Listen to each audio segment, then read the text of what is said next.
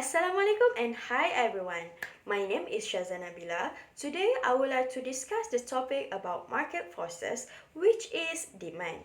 There are several points I would like to explain in this video, which are definition of demand, law of demand, demand shifter, and lastly consumer surplus. So I hope you guys can sit back and enjoy the video.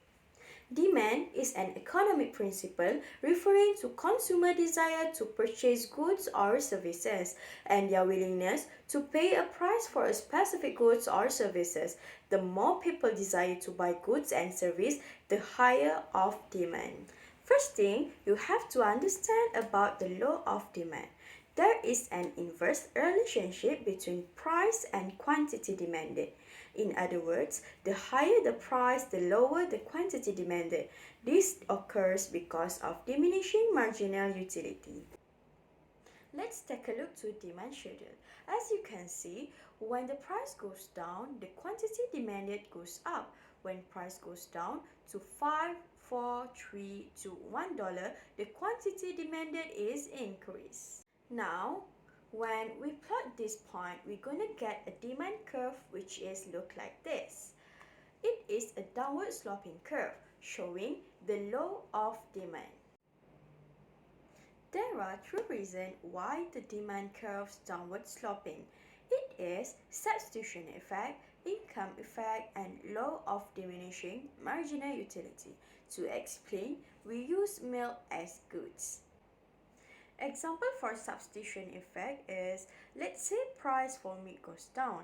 People are tend to buy more milk because they are going to move away from other products that are more expensive than milk. Next, income effect says that when price goes down, people buy more milk because their purchasing power has increased. The last reason is called diminishing marginal utility. The more you consume the goods or service, the less satisfied you will be with each successive use or consumption. Now, we move to the shifter demand. There are 5 determinants of demand shifter that can cause demand shift to the left or right. First is taste or preference. Second, number of consumer. Third, price of related good. Fourth, income. And lastly is expectation. An example for taste or preference. The studies show students who drink milk before going to school is perform well. So, demand for milk increases and it will shift demand curve to the right. Next, example for number of consumer. Let's say all of a sudden new consumer come into the town. So, this will shift the demand curve to the right too. Another shifter is price of related good. There are two goods which is substitute and complement. So, I will be explaining about the substitute effect. Substitute effect happens when changes in price motivate consumer to buy relatively cheaper substitute goods. For example, when the price of juice increases, then people will buy milk because it's more cheaper. So the demand of juice tend to decrease and effect to the demand curve is shift to the left. Moving on to the income effect.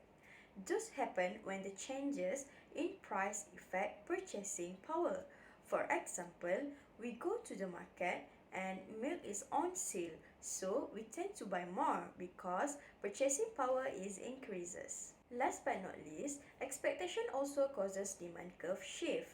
For example, people expect the price for milk will increase on next week, so they tend to buy more today.